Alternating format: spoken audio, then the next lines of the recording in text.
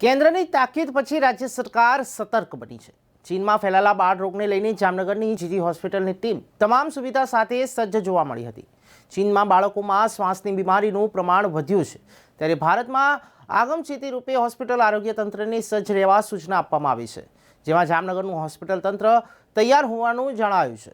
કોવિડ-19ની બીમારીએ સમગ્ર વિશ્વભરમાં ભરડો લીધો હતો, ત્યારે ભારતમાં આ રોગચાળાની મહાત આપવામાં સફળતા મળી હતી। ત્યારે ચીનમાં ફરી એક વખત બાળકોમાં શ્વાસના રોગોનું પ્રમાણ વધ્યું છે। ઇન્ફ્લુએન્ઝા, માઇકોપ્લાઝમા, ન્યુમોનિયા વગેરે જેવા રોગો જોવા મળે છે। ભારત સરકારે પણ આગમચેતી રૂપે ગુજરાત સરકારની સાવચેત રહેવા તાકીદ કરી છે। જોકે ભારતમાં એલાર્મનું કોઈ કારણ નથી, છતાં જાહેર આરોગ્ય હોસ્પિટલની સમીક્ષા કરવાની તક છે, તે માટે જરૂરી સાધન સુવિધાની ખાતરી કરવાની રહે છે। ત્યારે PSA plant, liquid oxygen plant, concentrate કાર્યરત છે કે કેમ, ફાયર સેફટી, તમામ કેસોનું દૈનિક મોનિટરિંગ કરવું, સ્ટાફ, જરૂરી સાધનો, દવા, પીપીઈ કીટ વગેરે અંગેની તૈયારી રાખવાની સૂચના રાજ્યના આરોગ્ય વિભાગ દ્વારા દરેક જિલ્લા અધિકારીને આપવામાં આવી છે।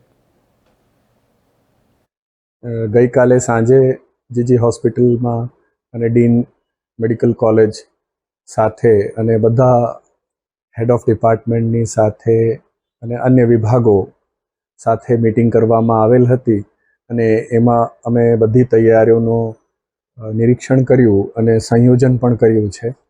અમારી પાસે હાલમાં કોવિડના સમયથી જ ખૂબ સારી વ્યવસ્થા ગોઠવાઈ ગયેલ છે અને અત્યારે આપણી પાસે ઓક્સિજનના ટાંકા, પ્રધાનમંત્રી કેરના પ્લાન્ટના ઓક્સિજન પ્લાન્ટ અને સાથે સાથે આપણી પાસે પીએમ કેરમાંથી મળેલા ઘણા બધા વેન્ટિલેટર્સ પણ છે।